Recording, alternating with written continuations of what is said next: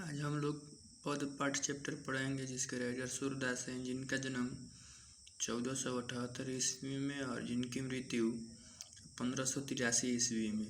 इनका जन्म स्थान दिल्ली के निकट सिही नामक ग्राम में हुआ था। इनका निवास स्थान ब्रज क्षेत्र के गौ घाट वृंदावन एवं प्रसोली में हुआ था। शिक्षा की अगर बात किया जाए तो इनकी शिक्षा काव्य रचना, संगीत के विशद ज्ञान एवं अभ्यास में लोकार्पण। इनकी सबसे ज़्यादा अभिरुचि पर्यटन, सत्संग, कृष्ण भक्ति एवं वैराग्य में थी। जो सूरदास जी थे, इनका सबसे ज़्यादा मन कृष्ण जी के भक्ति में लगता था। तो आइए अब हम लोग चैप्टर को स्टार्ट करते हैं। देखिए, पद को दो भाग में लिखा गया है, दो पार्ट में करके। पद एक में देखिए, जो माता यशोदा है भगवान कृष्ण को कैसे जगा रही हैं। जागिए ब्रजराज कुंवर, कमल कुसुम फूले, कुमुद वृंद संकुचित भय, भृंग लता भूले। यानी कि माता यशोदा जब कृष्ण भगवान को जगा रही हैं तो इनको अनेकों प्रकार के प्रमाण दे रहे, करे कि जागिए ब्रजराज कुंवर, कमल यानी कमल के फूल खिल उठे हैं, कुमुद वृंद संकुचित भय, भृंग लता भूले। यानी कि कमल के फूल के छोटी छोटी जाति भी क्या हो चुके हैं, फूल उठे हैं। कमल के जाति के छोटे छोटे फूल भी क्या उठे हैं, संकुचित हो उठे हैं, फूल उठे हैं। भृंग लता भूले, सारा चीज क्या हो गए हैं, भूल गए हैं, भ्रमर हो गए हैं। तमुचर खगरोर सुनहु बोलत बन डाई।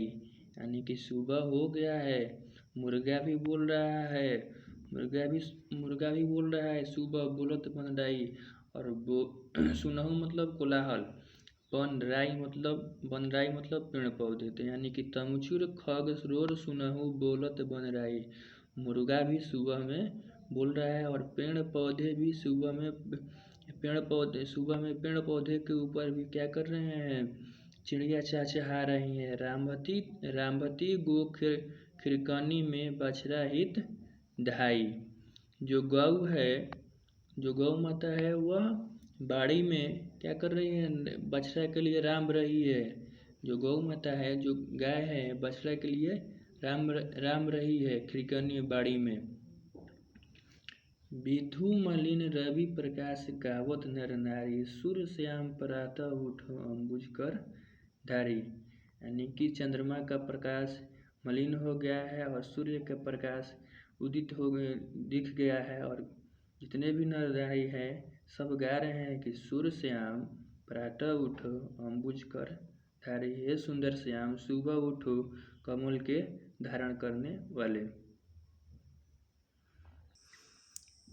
पद एक में यही समझाया गया है कि तरह तरह का एग्जाम्पल देकर, तरह तरह का उदाहरण देकर माता यशोदा कृष्ण भगवान को उठा रही है कि जागिए ब्रजराज कुंवर, कमल कुसुम फूल खिल गए हैं, मुर्गा भी सुबह में बोल रहा है, पेड़ पौधे के ऊपर क्या बोलते हैं कि चिड़िया भी चहचहा रही है, बाड़ी में जो गाय है वो भी बछड़ा के लिए हित कर रही है।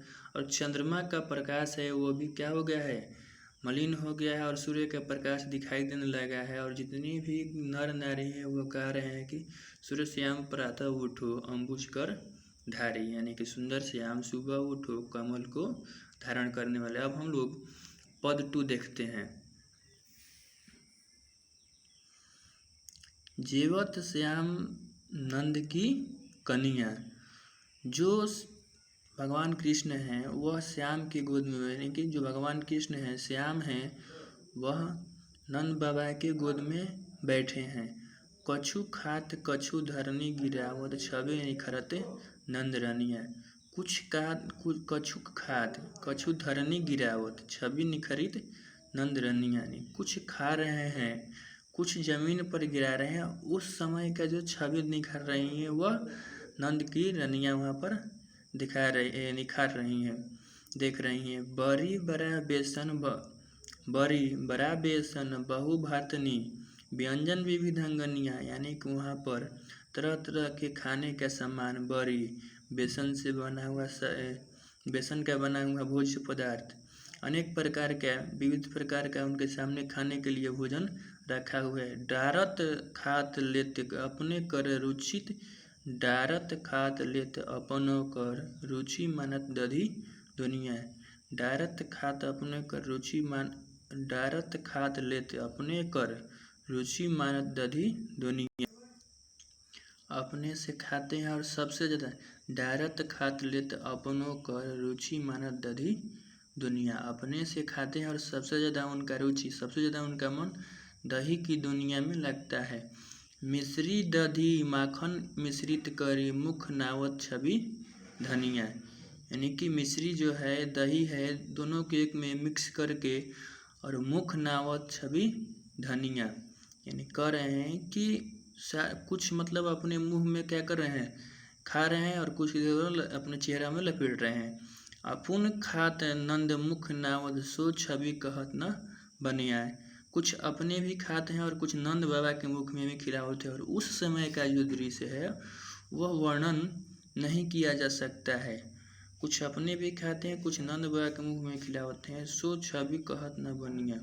यानी कि उस समय का जो दृश्य है, उस समय का जो दृश्य है वो वर्णन नहीं किया जा सकता है। जो रस नंद जसोदा बिलासत सो नहीं तिहु भुवनिया।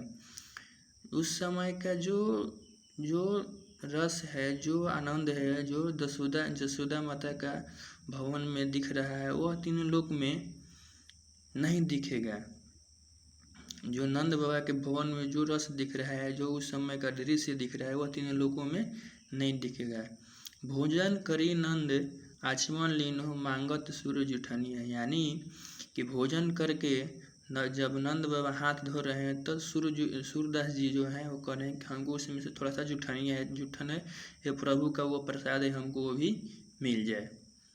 यानी कि पद 2 में कहा गया है कि भगवान जो कृष्ण हैं वो जग गए हैं और नंद बाबा के गोद में बैठकर वो नाश्ता और खाना खा रहे हैं।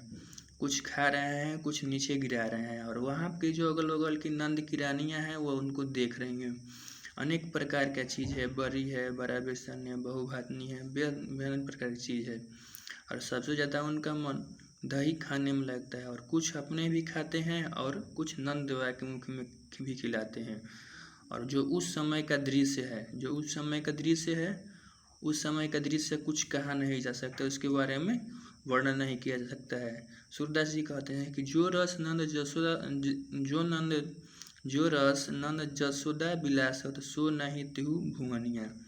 यानी कि सूरदास जी कह रहे हैं कि उस समय का जो दृश्य है, जो नंद जी के भवन में विलासत है, जो नंद बाबा के भवन में दिख रहा है वह तीनों लोकों में नहीं दिख रहा है। भोजन करी नंद आचमन लीनो सुर मांगत जुठनिया। यानी कि भोजन करके जब नंद बाबा आचमन ले रहे हैं, हाथ धो रहे हैं, तो उसके बाद वही कर रहे हैं कि थोड़ा सा जो जूठन है वो हमको भी मिल जाता प्रसाद के रूप में। अच्छा प्यारे बच्चों, समझ में आया ना? ठीक है।